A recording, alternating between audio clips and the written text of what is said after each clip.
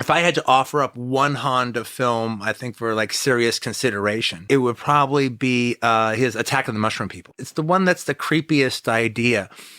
It's like a playboy guy.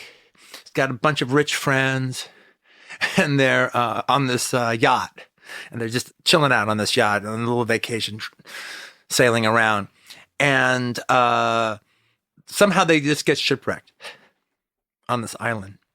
And they're like, okay, what the fuck are we going to do? And then for like a little bit, it almost turns into a Lena Wertmiller movie where there's kind of this weird division of classes. And now the shit's hit the fan. What are we going to do? But then they find these mushrooms. And so they start eating some of the, like, oh, don't eat. We don't know if those could be toadstools. They could be poisonous. Well, I don't know what we're going to do, So somebody tries them and they go, hey, these are really great. Yeah, they are really great. And so now they're all eating the mushrooms, and now everything's okay because they're all eating the mushrooms, and it's all really great. It's like my college years. Yeah, and now everyone's just chilling, and nobody has any problem with anybody else. And yeah, they're stuck on the island, but now that's not so bad. We got mushrooms. Don't worry about it. There's a lot of mushrooms here. We're all good. We're not. Everything's going to be fine. And what you realize is the more you eat the mushrooms, the more you turn into a mushroom person until you actually become a mushroom. For a while, and there's becomes people for a while who try to resist it, but they can't resist it. And it's a little Invasion of the Body Snatchers. It's very much Invasion of the Body Snatchers, just done with with even more interesting metaphor via the mushrooms. Yeah. And the isolation of them just stuck in this thing where, like, no, of course you're going to become part of this island. Anyway, it's just a terrific movie. It's absolutely terrific. I loved The Great Escape. I thought it was a great movie. I mean, this cat is like Charles Bronson in The Great Escape. He's digging tunnels.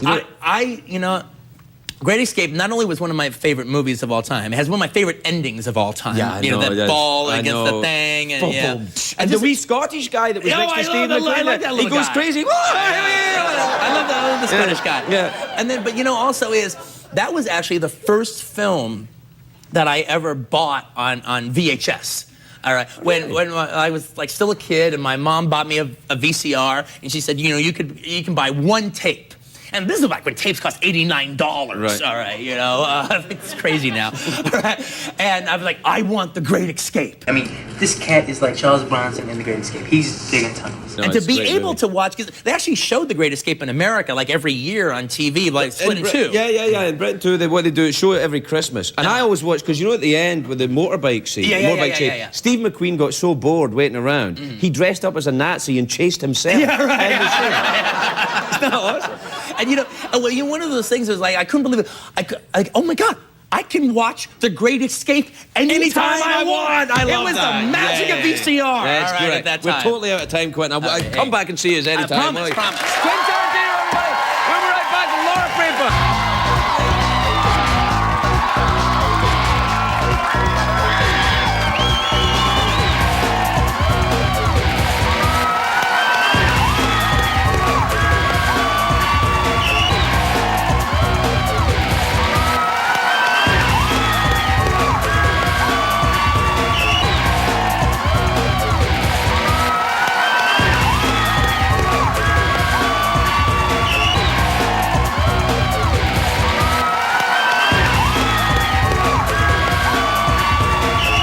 He's digging tunnels.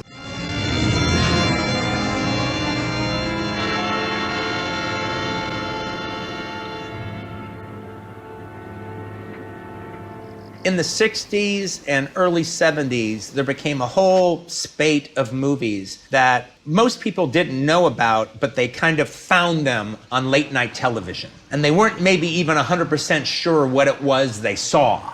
And so they walked around, maybe they didn't have a TV guide available, and so they walked around with this, talked to their friends at Bridge. I saw this weird movie, and they don't know what it is, so they describe a weird scene, and I never knew what it was for 30 years, but a friend of my dad's described in detail the opening credits to the final shot of some movie about a maniac that is taken over a family and is holding them hostage. And he described it to the nth. I saw the movie. Yeah.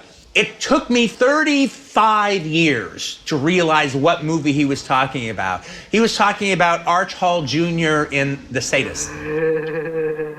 Starting to be the big man again, huh? I'm giving you 3 seconds, mister, to do what I say. If anybody opens their mouth again, I'll blow their brains out! The James Landis film. He was talking about, but trust me, for those 35 years, and I kept imagining the psycho who was the star of the movie, it never occurred to me it was Arch Hall Jr. That is so funny. I even remember my dad's friend. His name was Don. All right, he goes, and this is the kind of guy that if you saw him crossing the street, you would hit the gas. He is that disturbing looking. It's weird how the like Arch Hall Jr. is that disturbing looking. But it's weird how he's like a sexy Michael J. Pollard. Shut up. If Michael J. Pollard was like a rock star, he would look like. I remember my mom In honor of my birthday, He just had some ice cream chocolate cake kind of that cake.